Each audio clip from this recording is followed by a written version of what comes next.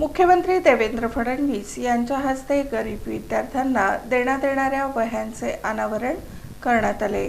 महाराष्ट्राचे मुख्यमंत्री देवेंद्र फडणवीस यांच्या 56व्या वाढदिवसानिमित्त सोलापूर शहरातील गोरगरीब आणि कष्टकरी कामगारांच्या मुलांसाठी यंदा 56,000 वह्यांचे वाटप करण्यात येणार आहे। आमदार देवेंद्र दादा कोठे यांच्या माध्यमातून विष्णुपंत तात्यासाहेब कोठे प्रतिष्ठानच्या वतीने हा उपक्रम सलग 3ऱ्या वर्षी राबविण्यात येत आहे। या उपक्रमाची सुरुवात 2024 मध्ये मुख्यमंत्री देवेंद्र फडणवीस यांच्या 54व्या वाढदिवसानिमित्त 54,000 वह्यांचे वाटप करून करण्यात आले होते। त्यानंतर 2025 मध्ये 55व्या वाढदिवसानिमित्त 55,555 वह्यांचे वितरण करण्यात आले। यंदा 56व्या वाढदिवसानिमित्त 56,000 वह्यांचे वाटप करून हा उपक्रम अधिक व्यापक स्वरूपात राबविण्यात येत आहे। विधिमंडळाच्या पावसाळी अधिवेशनादरम्यान मुख्यमंत्री देवेंद्र फडणवीस यांच्या हस्ते या वह्यांचे अनावरण करण्यात आले।